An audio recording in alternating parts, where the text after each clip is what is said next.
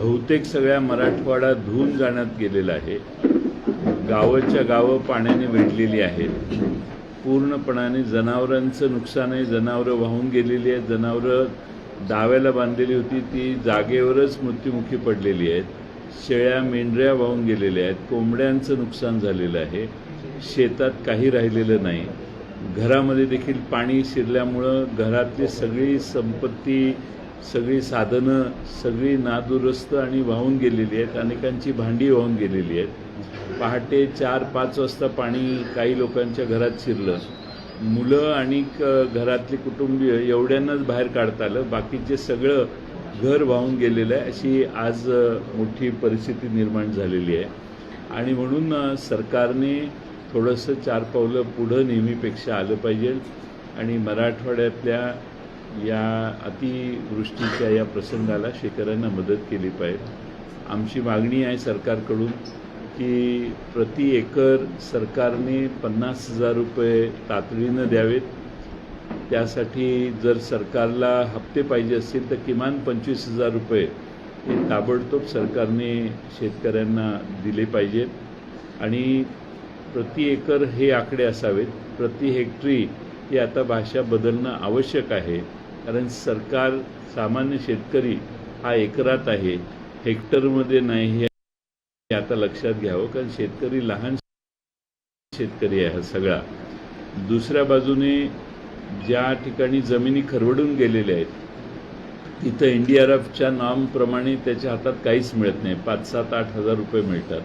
आमची मागणी आहे की जमिनी ज्या ठिकाणी खरवडून गेल्या, विशेषतः नदी पात्राला लागून असणाऱ्या जमिनी, त्यांना संरक्षक भिंत बांधून त्यांच्या जमिनी पुन्हा भरून द्याव्यात. त्यापेक्षा पलीकडे जाऊन आणखीन कुठं जमिनी खरवडून गेल्या असतील तर त्यांना 30,000 रुपये प्रति एकरी नुकसान भरपाई सरकारने ताबडतोब द्यावी. जनावरांच्या किमती आता एवढ्या वाढलेल्या आहेत की 1,10,000, 1,20,000 रुपये चांगली जनावरं मिळतात. त्यामुळं सरकारला आम्ही म्हणत नाही की 1,20,000 रुपये द्या, पण किमान सरकारने 60-70 हजार रुपये तरी गाई म्हैशी ज्या वाहून गेलेल्या आहेत त्यांची नुकसान भरपाई जी बाजारभाव आहेत त्याच्या किमान 60-70% तरी रक्कम ही शेतकऱ्यांना ताबडतोबीनं द्यावी. शेळ्या मेंढ्यांच्यासाठी 10,000 रुपये द्यावेत. हे मी यासाठी सांगतोय की आता हा शेतकरी आत्ता जर बसला तर तो पुन्हा पुढची 3-4 वर्षे उठणार नाही. राज्य सरकारचं देखील उत्पन्न त्याच्यावर त्याचा परिणाम होईल. हा शेतकरी जगला पाहिजे आणि पुन्हा तो शेतीच्या कामाला लागला पाहिजे. आम्ही सतत गेले वर्ष 1.5 वर्ष मागणी करतोय की कर्जमाफी करा. आज सरकार आम्हाला नेहमी मागचे 10 महिने उत्तर देत आले की आम्ही योग्य वेळी कर्जमाफी करू. आता मी राजकीय काहीच भाष्य करत नाही. आमची मागणी आहे की योग्य वेळ ह्याच्यापेक्षा पलीकडे जाऊन कुठली असेल, याच्यापेक्षा पलीकडे जाऊन दुसरी कुठलीही योग्य वेळ असणार नाही. आणि म्हणून संपूर्ण कर्जमाफी सरकारने महाराष्ट्रातल्या शेतकऱ्यांना द्यावी अशी आमची सरकारकडे मागणी आहे. तुम्ही अर्थमंत्री होते. राज्य सरकारची परिस्थिती काय असलं की त्याने इतकी आहे देईल असं वाटतं? असं आहे की राज्य सरकारची परिस्थिती अडचणीत असली का नाही हे मला माहीत नाही.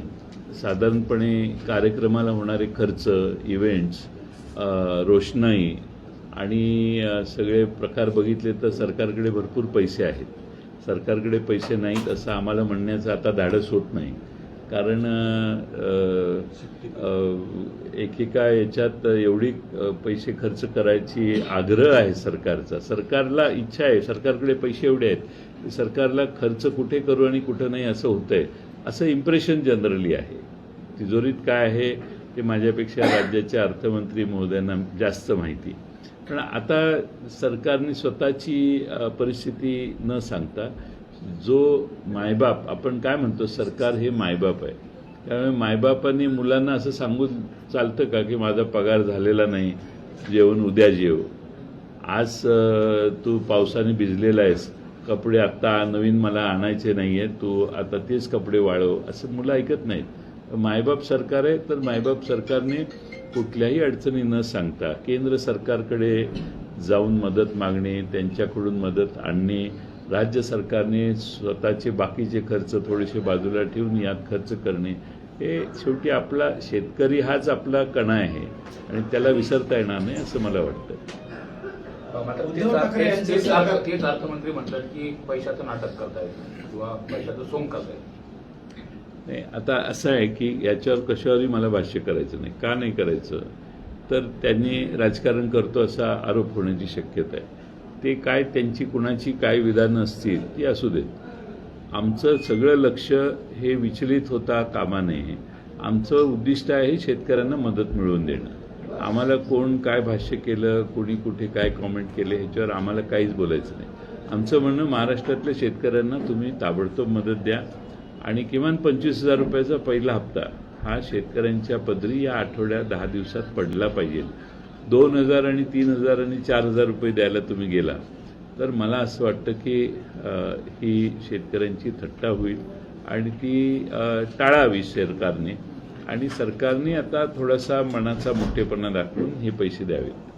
उद्धव साहेबांनी काल पीएम केअर फंडाचा काहीतरी सूचना केली की त्याच्यातून पैसे आणा म्हणून. हो, त्यामध्ये PM केअर फंड हा काही सरकारचा नाही आहे. ती खाजगी ट्रस्टची व्यवस्था दिसते.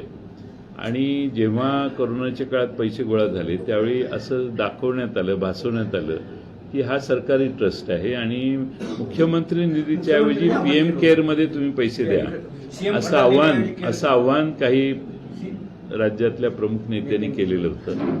आता संधी आहे PM केअरने महाराष्ट्राला 20,000 कोटी रुपये देण्याची आणि ह्याच्यापेक्षा कदाचित जास्त पैसे त्यांनी गोळा केलेले आहेत. त्यामुळं PM केअरमधूनही आपल्याला पैसे मिळू शकतात. मुख्यमंत्री सहाय्यता निधी समजू शकतो मी, पण PM केअर हा देशाचा फंड आहे. त्यामुळे त्यातनं 15-20,000 कोटी रुपये जर मिळत असतील तर ज्यांनी त्या PM केअरची वकिली केली महाराष्ट्रात त्यांनी आता तिकडून जाऊन पैसे आणले पाहिजेत अशी आमची विनंती आहे. उद्धव ठाकरे मुख्यमंत्री असताना आपणही त्या मंत्रिमंडळात होता त्यावेळेस एकदा कर्जमाफी केली होती असं ते सांगतायत. हो, तर सांगतायत म्हणजे केलेलीच होती. मग आपण मी तेच विचारतो की आपण त्या मंत्रिमंडळात होता, मग अशी शेतकऱ्यांकडे किती बाकी आहे साधारणपणे? तर शेतकरी साधारण 20-21 मध्ये सरकार होतं, 19ला सरकार ज्यावेळी आलं त्यावेळी मुख्यमंत्री आणि 6 मंत्री असं पहिल्यांदा 1 महिना सव्वा महिना रचना होती. त्या पहिल्या आठवड्यातच दिलेल्या आश्वासनाप्रमाणे पहिल्या आठवड्यातच आमचा निर्णय आम्ही घेतला की मला वाटतं दुसरी कॅबिनेट मीटिंग असेल की कर्जमाफी करायची आणि कर्जमाफीची अंमलबजावणी केली. हजारो कोटी रुपये, माझ्याकडे आता आकडेवारी नाही आहे, पण हजारो कोटी रुपये त्यात आम्हाला खर्च करावे लागले. आणि त्यावेळी अर्थविभागाचा चार्ज त्या पहिल्या महिन्यात माझ्याकडेच होता. त्यामुळे त्या पैशाची व्यवस्था करणं आणि ते पैसे देणं याच्यासाठी आमच्या त्यावेळच्या सरकारने बराच पुढाकार घेतला. आता अपेक्षा आहे की कर्जमाफी पुन्हा करावी, कारण आश्वासन काही पक्षांनी महाराष्ट्रात निवडणुकीत आश्वासन दिलेलं आहे आणि ते आश्वासन पूर्ण करायचं कधी, ते 29च्या आधी सरकारनं ताबडतोब कर्जमाफी द्यावी, एकेरी 50,000 रुपयांची या ठिकाणी पूर्तता करावी सरकारनं शेतकऱ्याला. सरकारनं पुढे जाऊन मदत करावी. जनावरं वाहून गेलेली आहेत, गावाच्या गावं उद्ध्वस्त आहेत. हे सरकार मायबाप सरकार आहे. त्यामुळे सरकारनं राज्याचं जसं पालकत्व स्वीकारलंय आणि त्या दृष्टिकोनातून सरकारनं ही भरघोस मदत करावी अशी अपेक्षा जयंत पाटील यांनी केली आहे.